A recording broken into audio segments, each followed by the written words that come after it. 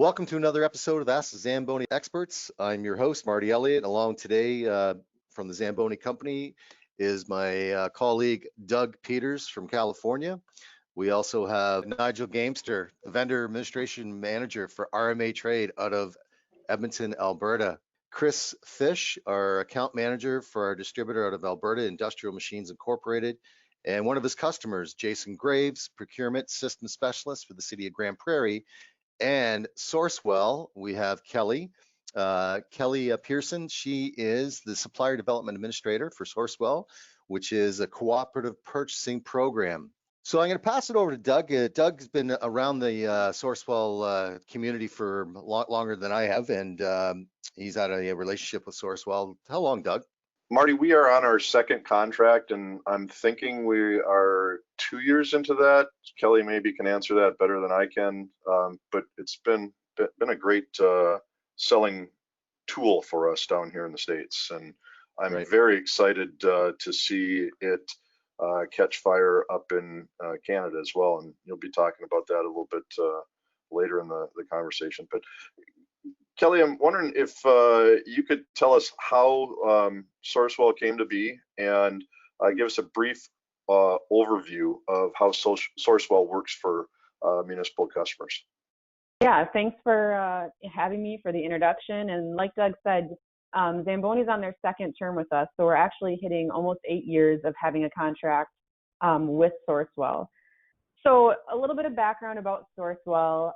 We are technically a government agency based in the state of Minnesota. Years and years ago in the late 70s, we were operating as a service cooperative for a 5-county region in the state of Minnesota. Back then it was loaning out film for schools to be able to watch different videos, different projectors, kind of an interesting history that goes with it. But our organization was looking at, what else can we do to serve? What else can we do to help the community around us? So one of the directives that we were allowed to do was cooperative purchasing.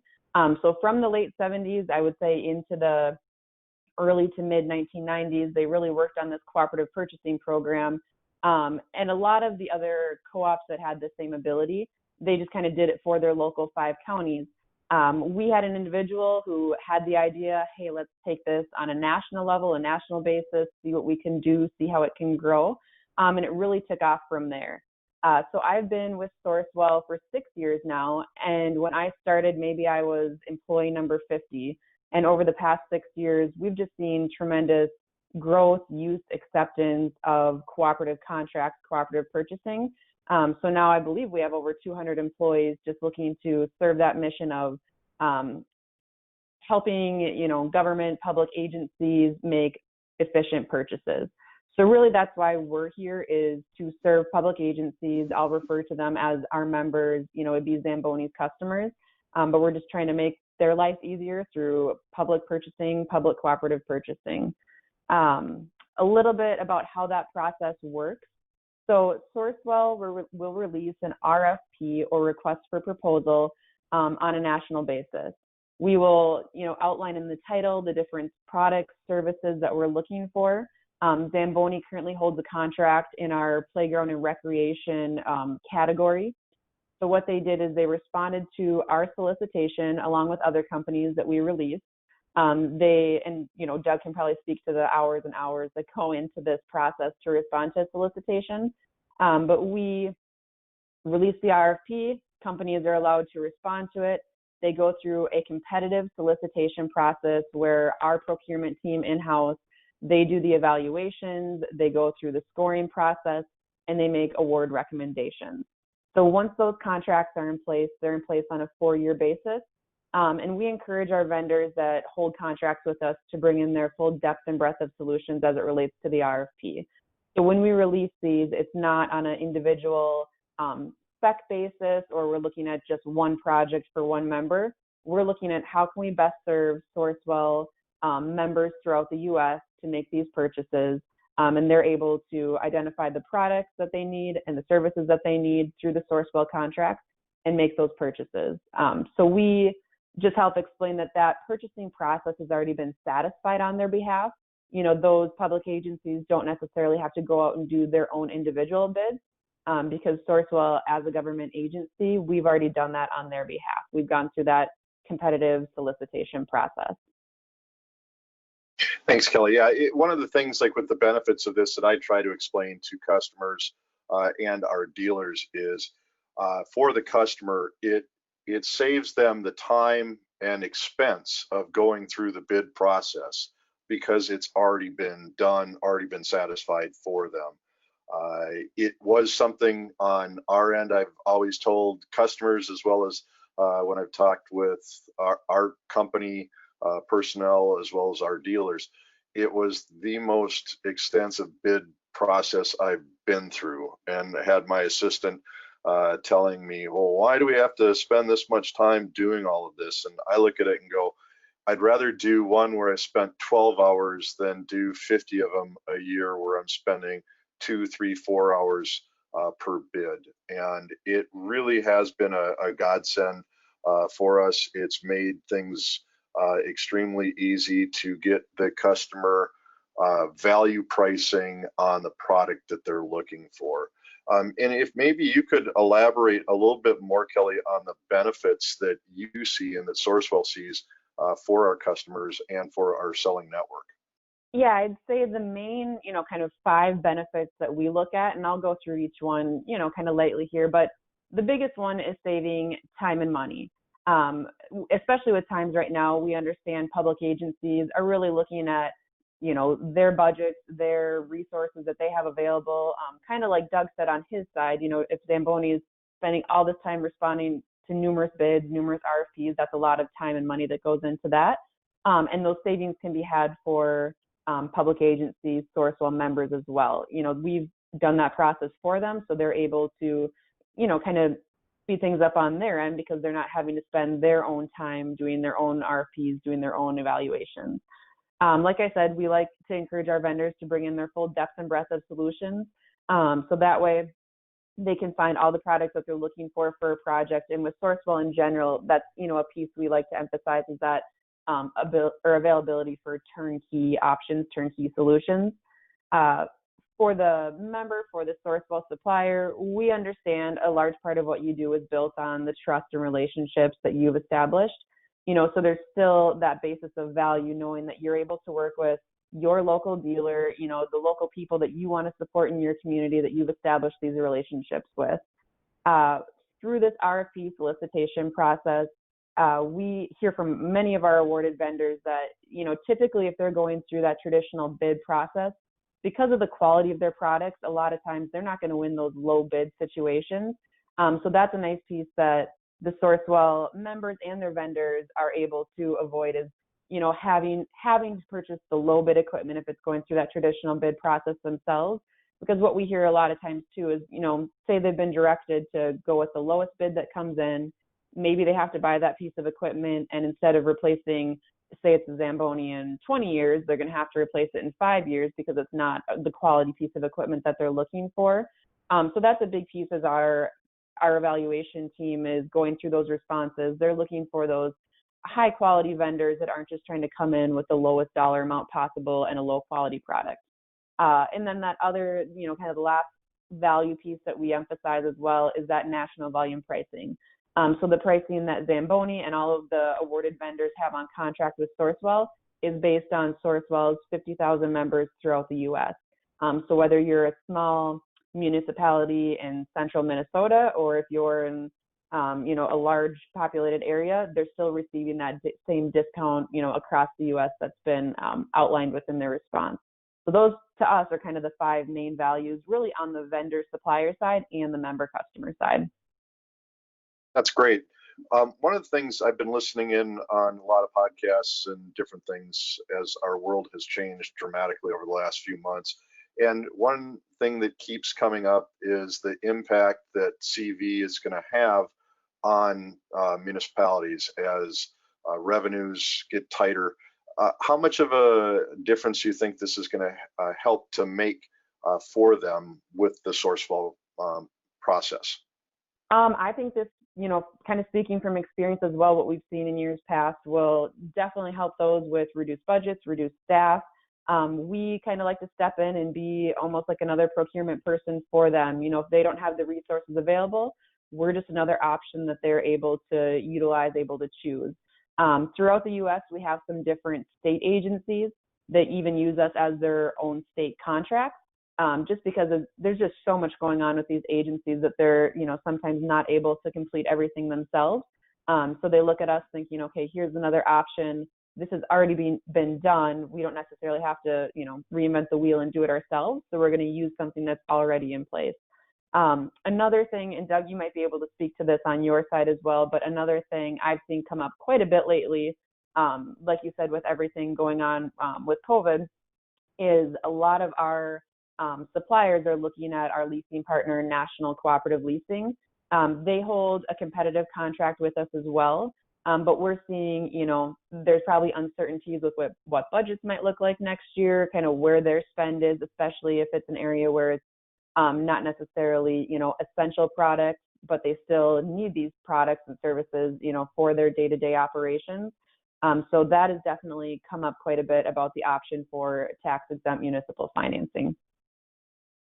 Yeah, that's something that I'm pushing a lot harder now, because people, you know, one of the things I've heard for the last couple months is, you know, they have to wait and see what kind of impact that this CV situation is going to have on revenues coming in. And leasing is a great way to go, because it allows them to get the piece of equipment that they need to have at a much reduced capital outlay upfront. So we're looking real forward to helping to spread the word about Sourcewell and how it can help municipalities acquire equipment and get sales into Canada.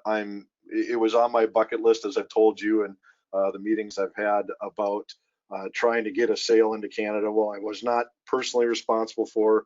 I'm really happy to say that we've got one, and I'm going to turn this over to my colleague Marty Elliott, who's going to talk more with Chris Fish, our dealer with IMI up in Alberta, as they've secured the first Zamboni machine under Sourcewell contract pricing to go up into Canada. That's going to be happening in the near future.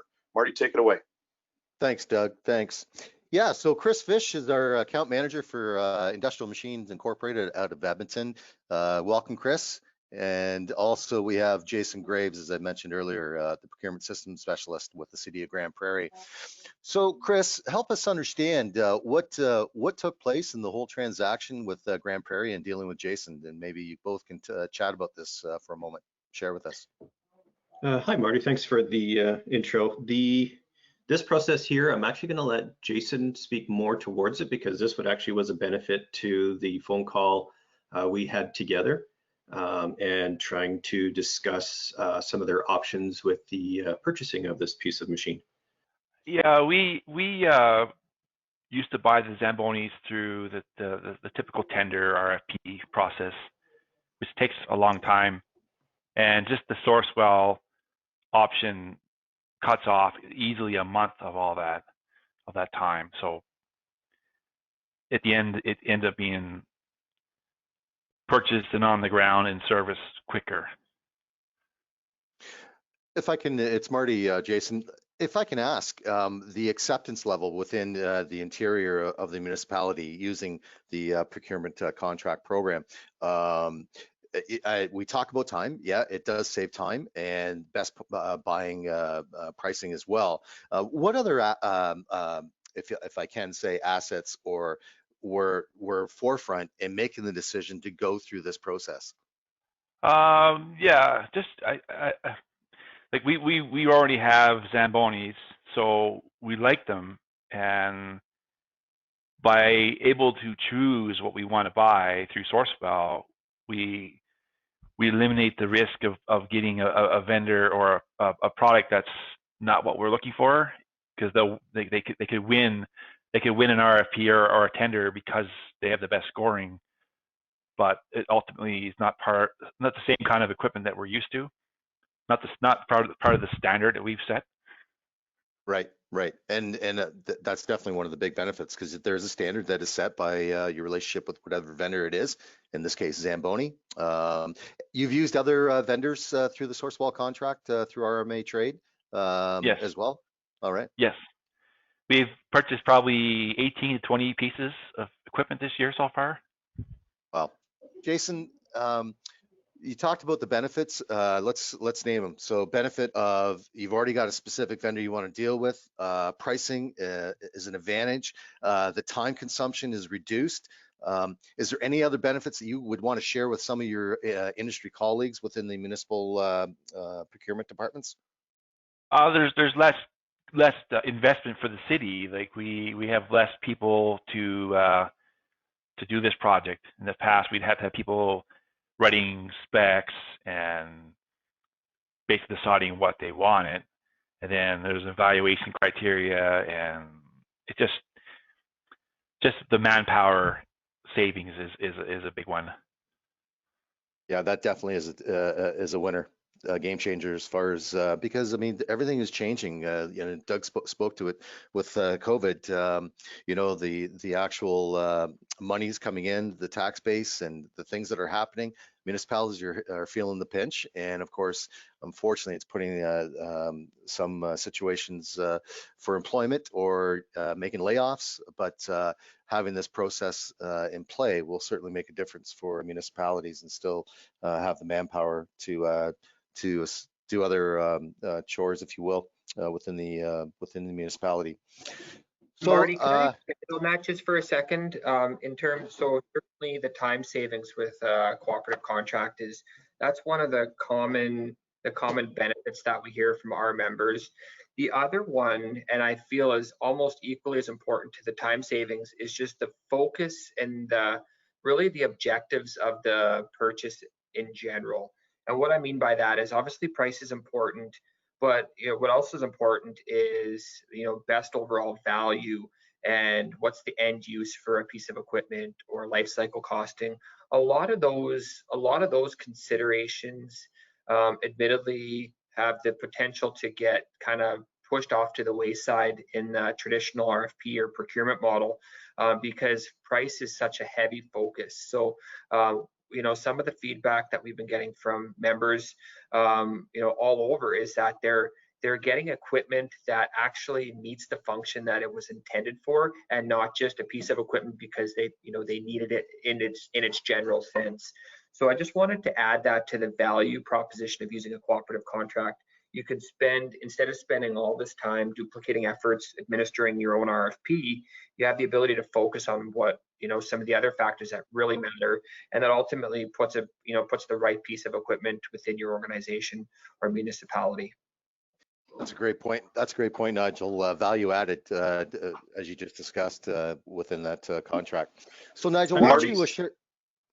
I'm sorry, Marty, if I could just interject here. One of the things that I've noticed with this, and maybe it's not so much in Canada, but it is down in the States, is how many times is a rink manager going to draft up a spec to purchase an ice resurfacer? They may never have done it, and they may only do it once in their career. And if they were to have to draft up a spec, they might not know how to go about doing that. Now, up in Canada, where there's municipalities where they cover a multitude of ice rinks under their umbrella, we don't see that as much down here. And that's one of the aspects that I try to stress to people, is that they're going to be able to get the value pricing on the machine, on the product that does the job best for their application and for their facility. So it eliminates a lot of the headaches that somebody has to do if they were to have to go through the traditional bid process. Hey, Marty, it's Chris. Hey, Chris. I'd like to also add, because what Doug was saying is absolutely awesome, because we do see a lot of certain facility managers all of a sudden trying to write a spec, and then they're calling us saying, how do we write this spec? So all of a sudden, you know, there's a pretty good sharing network here, and a lot of these guys are actually talking to other municipalities, and they're finding ways to share that information. But sometimes what we're finding is you've got some municipality that's only, say, 7,000 who's trying to write a spec to a municipality that's 30,000, and they're over-speccing. And from our perspective, with the Sourcewell piece of this really takes a lot off of our plate as well, because of all the questions going back and forth if you're tendering against competition, because maybe the spec was written not necessarily to a specific machine, but they didn't fully understand that they wanted, say, a 400 series versus a 500 series versus something completely different. And then they start talking snow capabilities, water capabilities. So from our perspective, having the Sourcewell, it really takes a lot of that guesswork away from us as well. That's a great point, Chris. I see it in Ontario as well, where municipalities are sharing tender specs because they don't have it already written up, or someone new comes into the position and is new from the ice resurfacing aspect, and you know, they're reaching out to either industry colleagues or to the vendor themselves. That's a great point, though, Chris. So, Nigel, let me bring you back into the conversation here. Why don't you share a little bit about RMA, what it brings as far as value to the RMA Sourcewell suppliers, and talk about the other industry associations across the country, if I can get you to speak to that. Perfect. Absolutely, I can do that. Thank you. So RMA, I'll start with the RMA Sourcewell partnership. I don't know if this has been covered or not. We've been partnered together with Sourcewell for you know, back since 2014, and really when this partnership started, you know, it was a huge undertaking for our organization to basically educate our members on the option and availability for cooperative purchasing. We've come to the consensus that, you know, with Sourcewell, that Canada's probably 8 to 10 years behind the US when it comes to understanding and the acceptance of cooperative purchasing. And fortunately, over the last couple of years, back in 2017, some of the trade agreements went through a review and a revision that now has language allowing cooperative purchasing under certain parameters. So that was a real groundbreaking opportunity for us here in Canada to aggressively promote cooperative purchasing as a procurement vehicle that meets all of the trade requirements and basically the requirements for purchasing goods and services over the various thresholds. So that was really good for us. RMA, just a little bit of a history lesson. I won't take a lot of time on this. We formed back in 1909, so we celebrated our centennial not too long ago. And we've initially formed as an advocacy group representing our core members, you know, mostly on the political and governmental stages. But over time, we included a business services offering that now includes trade, fuel, insurance, benefits, so on and so forth. Because ultimately, we want to become the one-stop shop, if I can call it that, for our members. We want to be the source that our members come to when it comes to their procurement needs. So we've done a lot of work, not only with our members, but with our provincial partners across Canada to really create those relationships, create the trust and rapport that we are their trusted partner when it comes to Canadian governmental purchasing here in Canada. I'll speak to the partnerships we have across Canada. What we've done over the last 3-4 years, and this is, you know, with the support of our board here, is, you know, we want it to be more than just an Alberta-based organization. You know, we wanted to, you know, our goal was to unite, you know, each of the provinces here in Canada and ultimately work together for, you know, for like-minded interest, and procurement being one of them, capital purchasing, kind of the key focus there. So over the last 3 to 4 years, RMA has partnered with similar association groups across Canada. So, for example, SARM in Saskatchewan, or AMM in Manitoba, LAS in Ontario. You know, we do have a slide that speaks to this. Perhaps we can share this afterwards. But basically, RMA has partnered with provincial associations across Canada to basically offer these trade programs and capital purchasing programs to their members. So it's been a great experience for us expanding across Canada.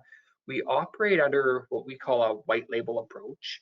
So when we go into the other provinces, we don't go in as RMA.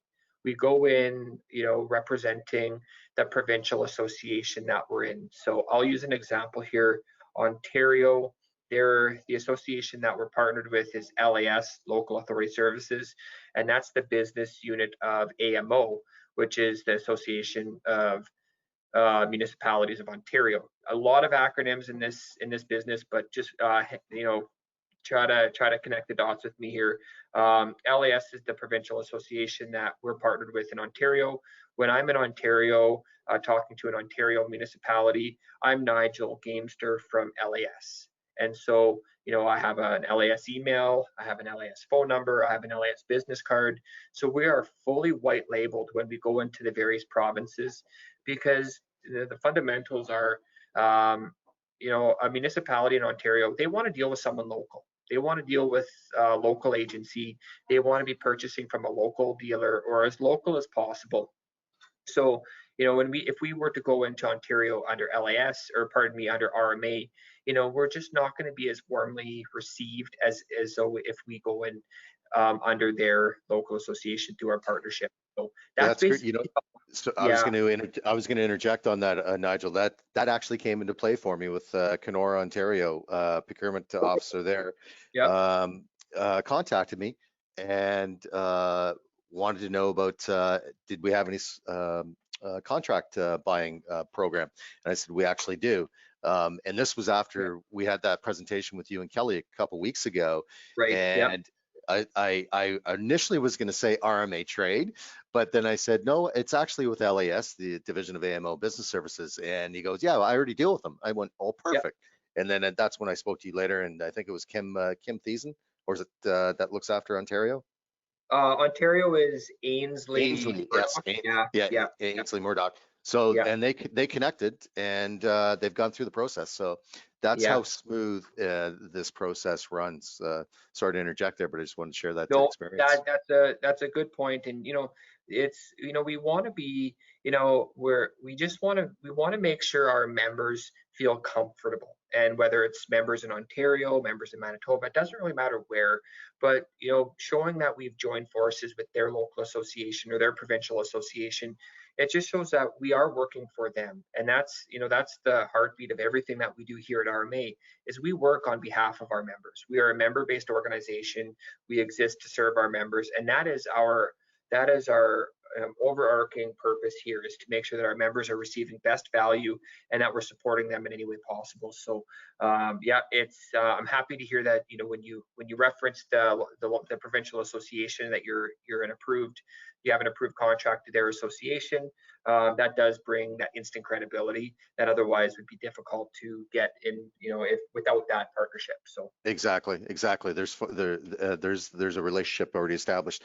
Speaking of relationships, Nigel, how about for our listeners that'll be listening in on the podcast, can you walk the listeners through the process that they would need to go through if they weren't dealing with their local provincial association, what they would have to do to be able to utilize the contract for Zamboni, as an example? Yeah, for sure. I can speak to that. So it's really simple from the member side in terms of using these contracts. So there's a couple of things that they have to be aware of. So basically, they have to be a member of their association. And when I say their association, I mean their provincial association. So LAS as an example. By default, every municipality is a member of their provincial association. It doesn't matter which province you're in. But what we've been doing is, we've expanded our offering to outside the municipal government space. So we have, any MASH sector, or in Ontario, it's MUSH sector organization can use our contracts. So let's say if a school division, or that's maybe a bad example, or let's say a hockey academy for a school division, just, I'm just gonna use this as an example. They might want an ice resurfacer, through the school. Well, if the school doesn't have an official member number through LAS, we just assign them one. So that's something it's almost a moot function, but it's something that we look after behind the scenes. And then all the member has to do is post what's called a notice of intent, and they would post that on the recognized tendering site for their province. So we've been using Ontario as an example this whole time, so I'll stay with that. Ontario, the recognized tendering platform is MERX. So all they'd have to do is post a notice on MERX saying our intention is to use the LAS, the LAS cooperative contract. They don't even have to say which one. They just have to post a notice saying that their intention is to use cooperative purchasing contracts for the calendar year 2020. It can be Right. that. So, It can be that generic. let me, it's just for clarity, when you speak of a hockey academy, would institutions such as universities, colleges, would they qualify and be able to be assigned a LAS or their provincial association number?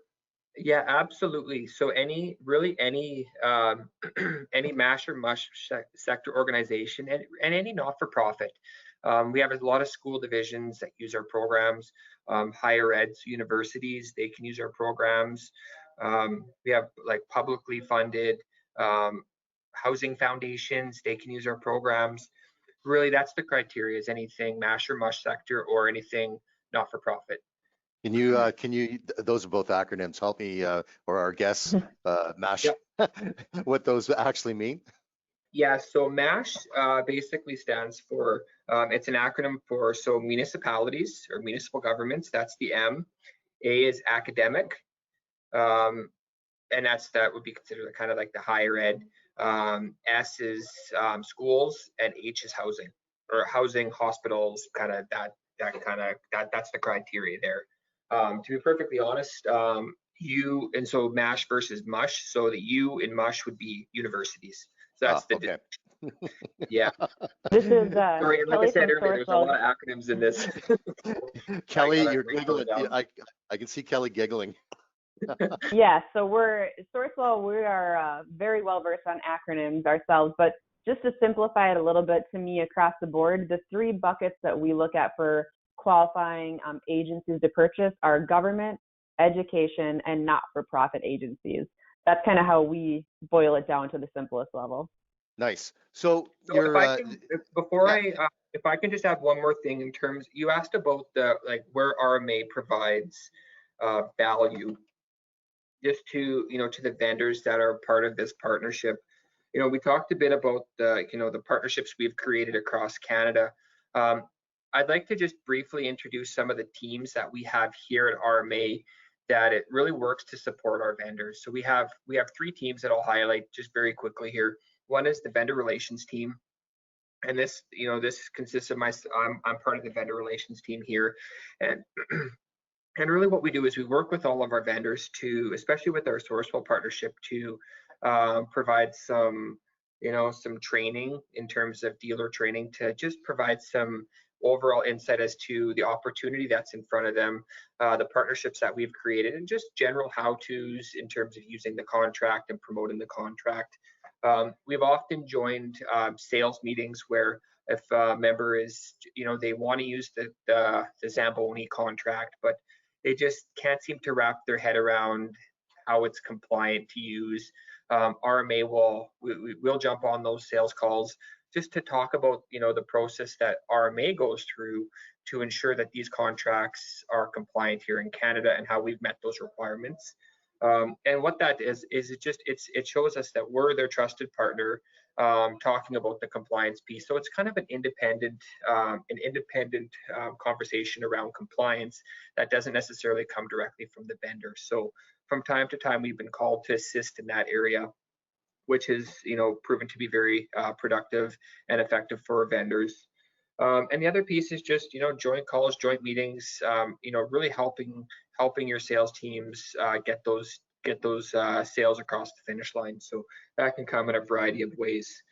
The other team is, we have a marketing and communications team here at RMA, and we do work with our vendors to create some co-branded marketing collateral. Because what you'll find is that if Zamboni has its own, let's say one-page flyer or something that they leave behind with potential buyers, if it has the RMA logo on it, that automatically brings instant credibility.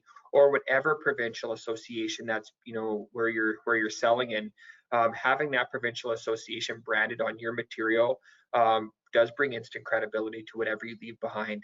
So our team here really works, does a lot of that co-branding, marketing collateral with our vendors. So that's something I would encourage Zamboni to take advantage of as well. The final team is our client relations team, and this is our team of 5 client relations managers from BC all the way to Atlantic Canada.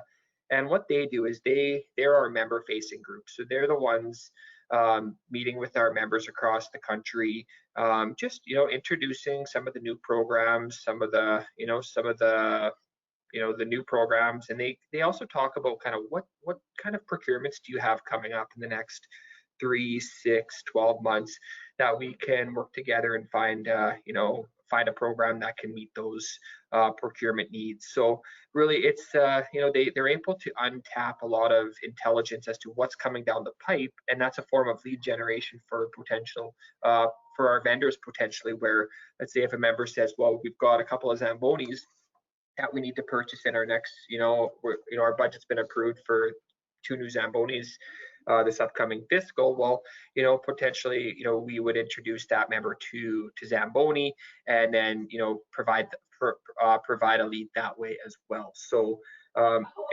they're our staff, and basically they just introduce what's available to them as a procurement vehicle for their needs. So that's another area where our vendors have been seeing some benefit, is through that lead generation. That's some fantastic information, Nigel. Thank you for sharing that.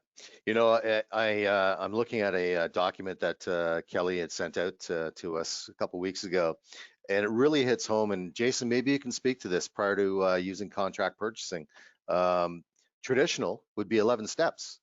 And with contract purchasing through Sourcewell and RMA Trade and our other associations across Canada, it's brought back to 4 steps. That's time saver. Definitely a big benefit. Jason, speak to that. Yeah, exactly that. It is a time saver. Like I take care of the equipment for all the departments, so if I can save a week or 2 or 3 on every one of them, I can get them all done for the calendar year. Hey, Nigel, I wanted to ask you a question. Maybe you can share a little bit about it. The agreements, both provincially and nationally, the CETA, which is the Comprehensive Economic Trade Agreement, the CFTA, the Canadian Free Trade Agreement. Maybe you can share a little bit about those and how that affects what's going on with the municipalities and purchasing, and what the parameters and limits are of procurement purchasing. Absolutely, I can speak to that. So just in the interest of time, I'll really summarize it at a high level, but understand that there are a number of regional trade agreements that basically govern how public procurement is to be administered here in Canada. First, we have what's called the New West Partnership Trade Agreement. We call it the NWPTA because we love acronyms here.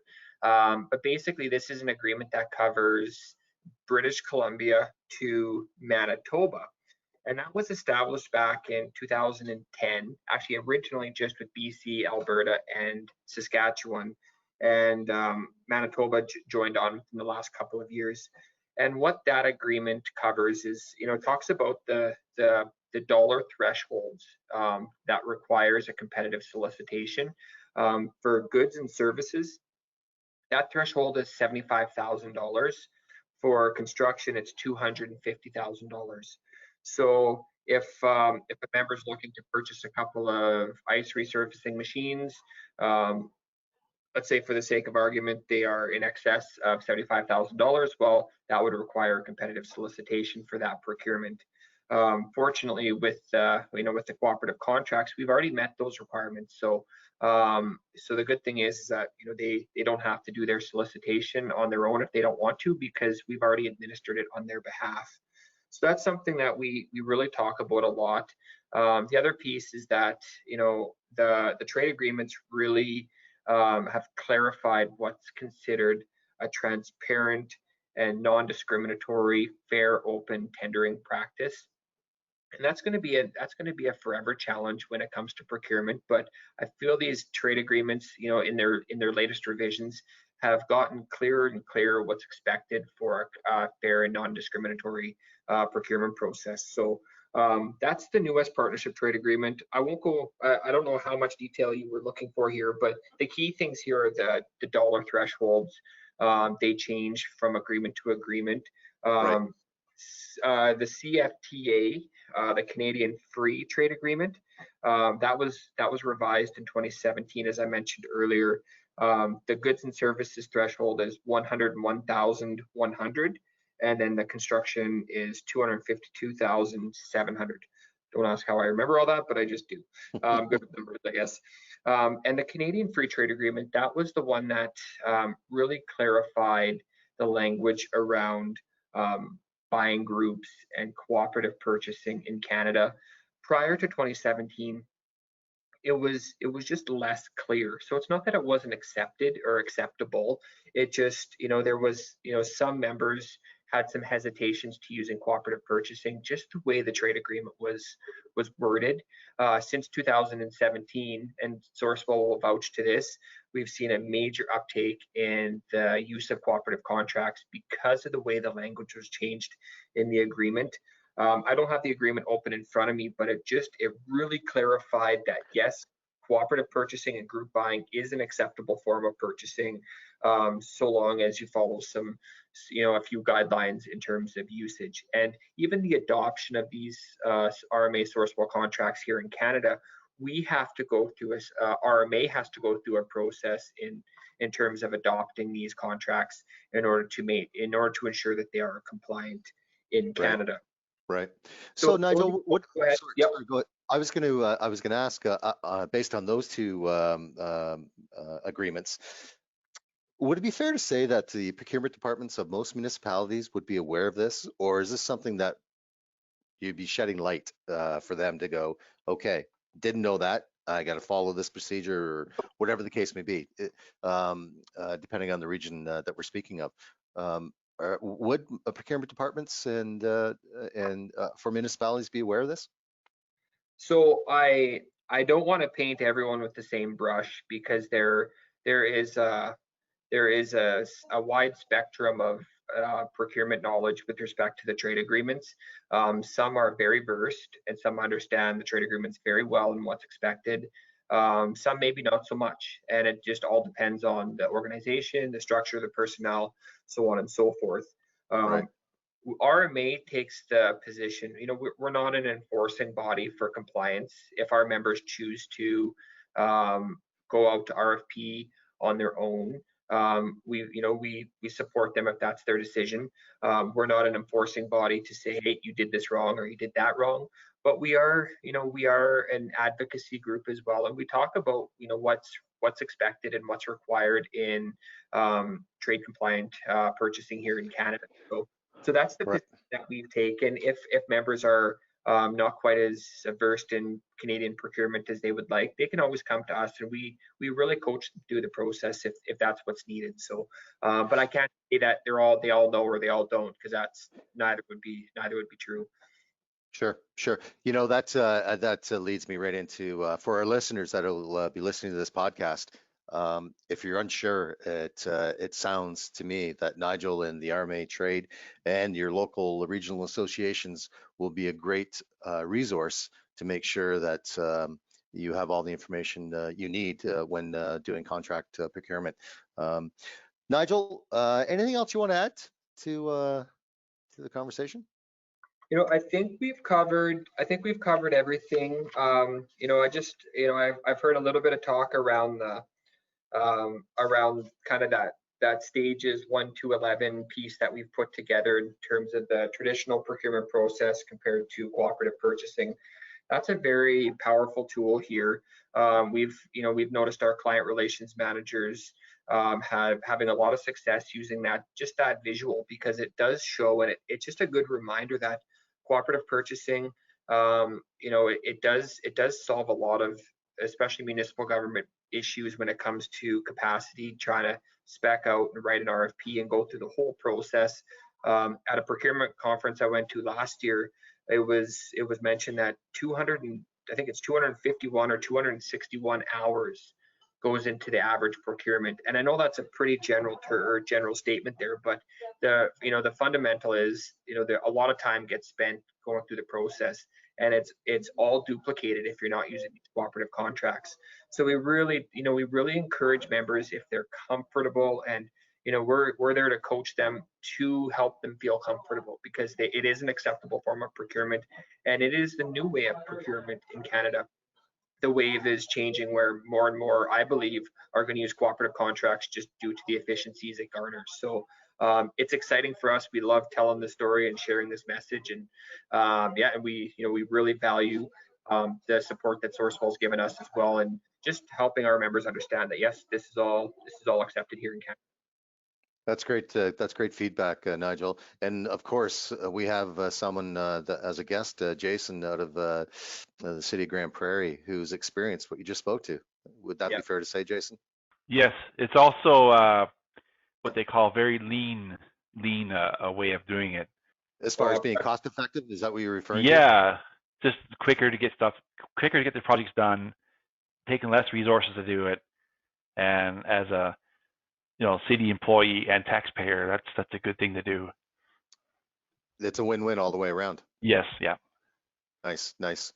Kelly, I'm going to bring you into the conversation. Is there anything else you wanted to add from the Sourcewell group? Just to make it, kind of reiterated clear on our side with the Sourcewell RMA relationship. Sourcewell, we operate heavy on the U.S. side, and we lean on RMA as our partners in Canada. They're explaining the messaging, they're in your backyard, they're your people that are, working with the same customers, same Sourcewell members. So just to make that clear, kind of what our relationship looks like is RMA and Sourcewell, we're partners in the cooperative purchasing. So the contracts that are in place with Sourcewell, they are in a sense RMA's contracts to serve their members in Canada. That's great. Thanks for that, Kelly. Folks in Alberta, I got to say, Chris Fish, our account manager for Industrial Machines Incorporated, is ready to take your calls at any time and talk to you further about the RMA Trade program out in Alberta. Chris, did you want to add anything to the listeners?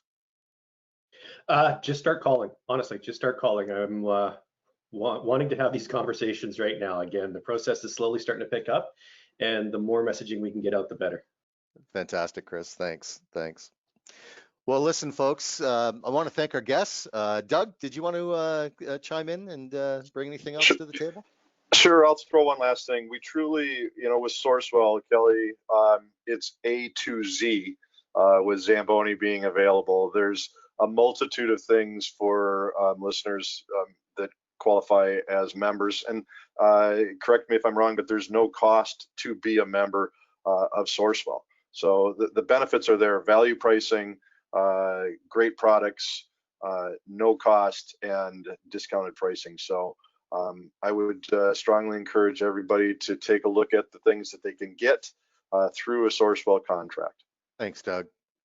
Well, again, folks, I want to thank all our guests for joining us today on Ask the Zamboni Experts. If you have a question for one of our experts or an idea for future episodes, don't hesitate to email your questions or requests to info@zamboni.com.